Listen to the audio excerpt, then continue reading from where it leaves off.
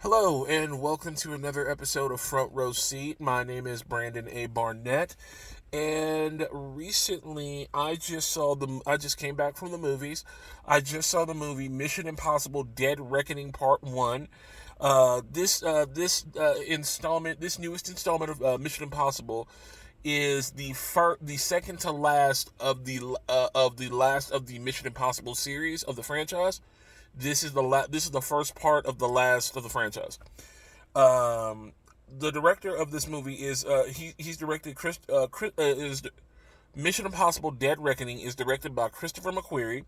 He's directed the Mission Impossible series. He's done Mission Impossible Fallout in 2018. Obviously, Dead Reckoning in 2023. He's also done Top Gun in 2022. Jack Reacher Never Go Back 2026, and another one in 2012. Mission Impossible. Mission Impossible Rogue Nation in 2023, and the Wolverine, where he served as a screenwriter. He did that one in 2023. The release date was in July 12th of this year. The cast of Mission Impossible Dead Reckoning is Tom Cruise.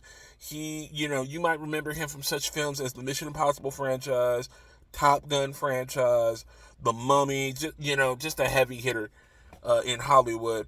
Haley Atwell, she was in movies like Christopher Robin, the first Ant-Man in 2015, as well as the Avengers Age of Ultron in 2015, and Captain America: The Winter Soldier. She was also the movie also stars Vin Rames, who is in the movie called the Locksmith in 2023 of this year.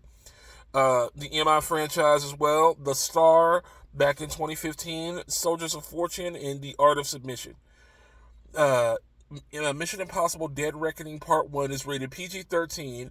It has a runtime of 2 hours and 43 minutes, and Fandango has a Rotten Tomato score of 96% and the with an audience score of 94. Okay, now my honest opinion on the movie, I thought it was a fairly good movie. The movie's narration sets the tone for the movie, really sets the tone of the film, and it's well paced at the beginning and it's well paced at the beginning. Now, I would say that now my honest critique of the film is that the actions in the action sequences and the fight sequences of the film really are what drives this engine. If you're going to see this movie in theaters or for it to stream, there's not a lot of dialogue. What mainly drives the movie is its action and the stunt work. The stunt work is, it's spectacular, and they're running in like exotic locations. The whole movie is like Tom Cruise running and fighting, and that's it. Um, um, now the first part of this film, I feel like it sets up a lot of stuff for the second part, and I feel like in the second part you're going to see a lot of characters, lot of the characters in the film, their arcs are going to come to an end. During the first part of the series, you saw a lot of characters. There's some characters that did die, so some characters in the franchise, their stories came to an end. Um, and my overall opinion, I think it deserves its rating of a 93% by Rotten Tomatoes. Um, my only critique of the film was it was just entirely too long. There were they could have shaved down at least an hour to 2 hours out of that film. It would have had a good runtime for just being an hour. It did not need to be 2 hours, two some odd hours long. Almost 3 hours. It did not need to be that long, especially for the first half of a two-part movie. I'm like, you could have cut it down to an hour and built up the anticipation for the next movie that's going to come out probably this year.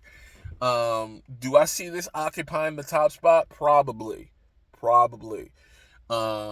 It's one of those.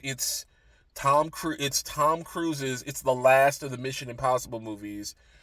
It's the last time Tom Cruise is going to be playing this character, and like you gotta see it in the theaters. It's one of those movies you gotta see in the theaters.